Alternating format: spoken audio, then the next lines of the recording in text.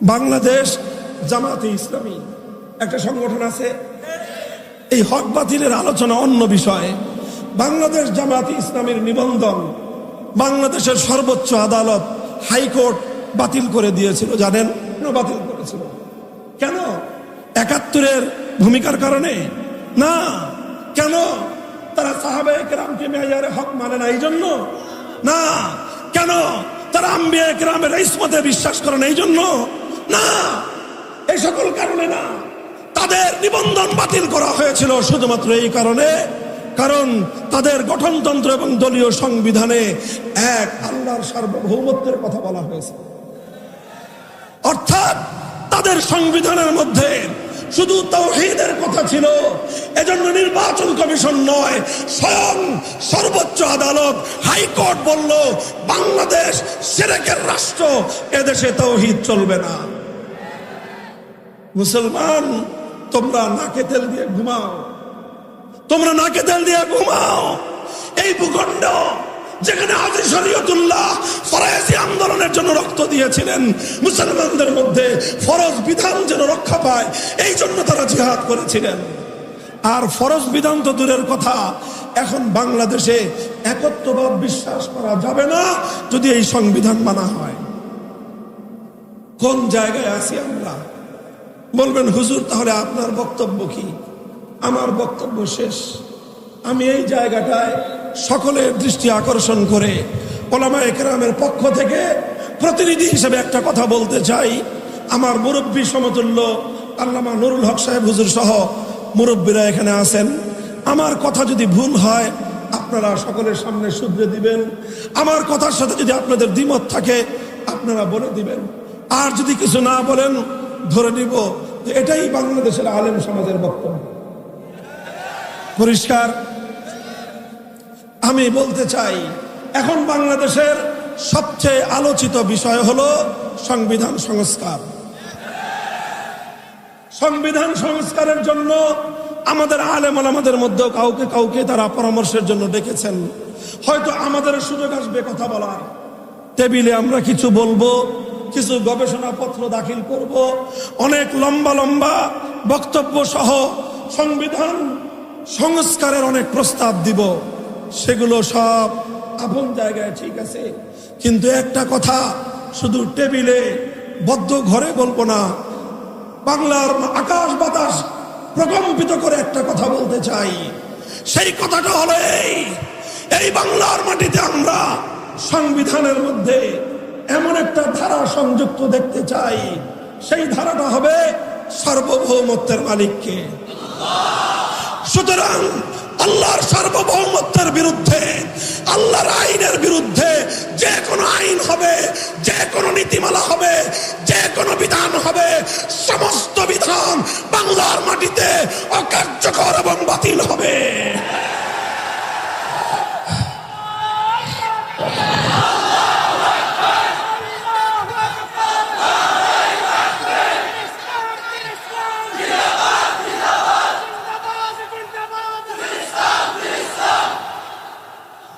কাজেই এটা আমাদের আবদার নয়, এটা আমাদের আবদার নয়, এটা আমাদের হৃদয়ের রক্ত দিয়ে লেখা দাবি।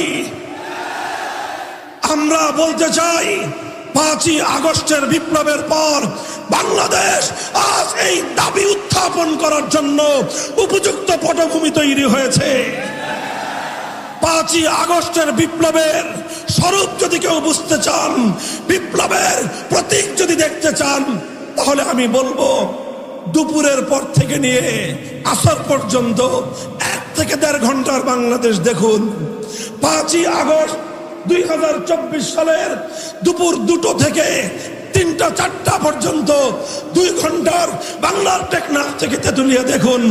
একটা দৃশ্য সকলের চোখে পড়বে, সকলের কানে বাজবে। সেটা হলো ১৪-১৫ বছরে গোটা বাংলাদেশে শিরকের যত প্রতীক মূর্তি তৈরি করা হয়েছিল, বাংলার শাহজালালের সন্তানেরা, বাংলার বীর তৌহিদি জনতা ২ ঘন্টার মধ্যে সমস্ত মূর্তি ভেঙে বঙ্গোপসাগরে ভাসিয়ে দিয়েছে।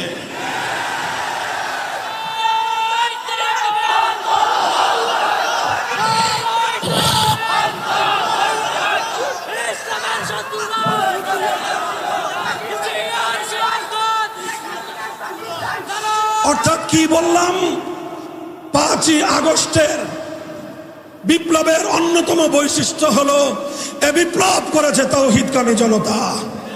এ বিপ্লব ছিল শিরকের বিরুদ্ধে এক বিপ্লব।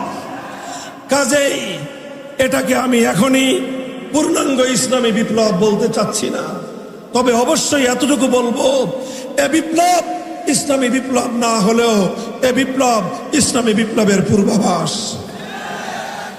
সূর্য উদয়ের কিছুক্ষণ পূর্বে যেরকম সুবহে সাদেকের উদয় ঘটে, সুবহে সাদেকের আলো দিয়ে বোঝা যায় সূর্যের উদয় অতি সন্নিকটে। 5ই আগস্টের বিপ্লব বাংলার প্রতিটি মানুষকে চোখে আঙ্গুল দিয়ে দেখিয়ে দিয়েছে এদেশের মানুষ ইসলামী বিপ্লবের জন্য প্রস্তুতি নিচ্ছে। শুধু কওমি মাদ্রাসার ছাত্ররা নয়, যারা কওমি মাদ্রাসাকে জঙ্গি উৎপাদনের প্রজনন কেন্দ্র বলতেন, দিন ভুলে যান। তাওহীদের সৈনিক শুধু কওমি মাদ্রাসায় নয়, প্রতিটি বিশ্ববিদ্যালয় তৈরি হচ্ছে, প্রতিটি কলেজে কলেজে তৈরি হচ্ছে।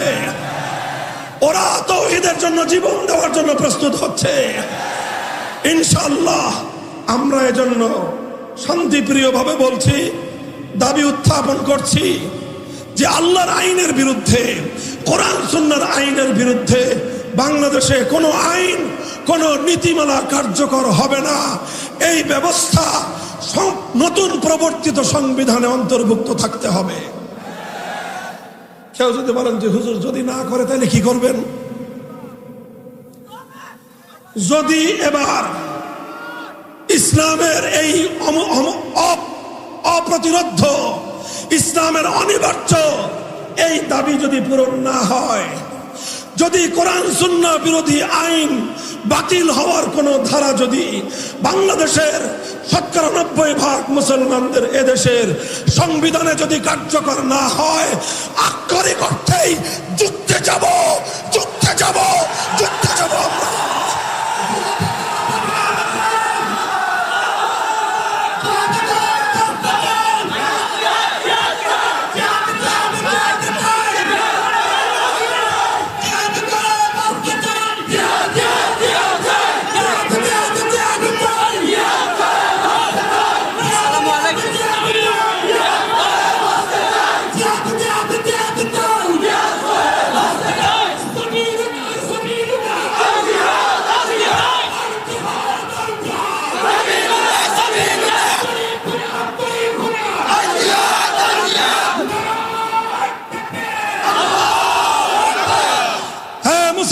প্রস্তুতি নাও। শহীদ আবু সাঈদ যেভাবে ফ্যাসিবাদকে বিতাড়িত করবার জন্য জালেমের বুলেটের সামনে বুকটা টান করে দিয়েছিল, বাংলার মাটিতে আরো আবু সাঈদ আছে না নাই? মনে রাখবে, আবু সাঈদ জীবন দিয়েছে, মরে যায় নাই। আবু সাঈদের প্রাণ প্রদীপ নিভে গিয়েছে, আবু সাঈদ মরে নাই। আবু সাঈদ জীবন দিয়ে অমর হয়ে থেকেছে।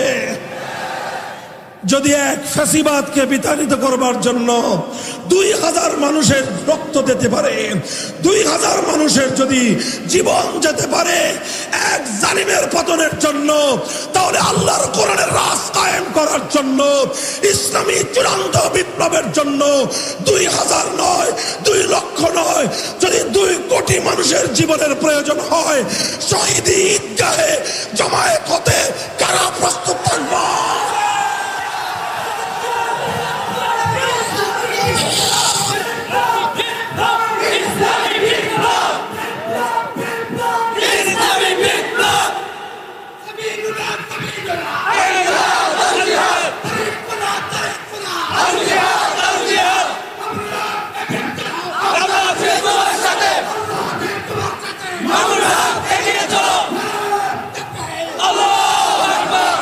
আমরা আমাদের কথা যথা সময়ে বলে রাখলাম।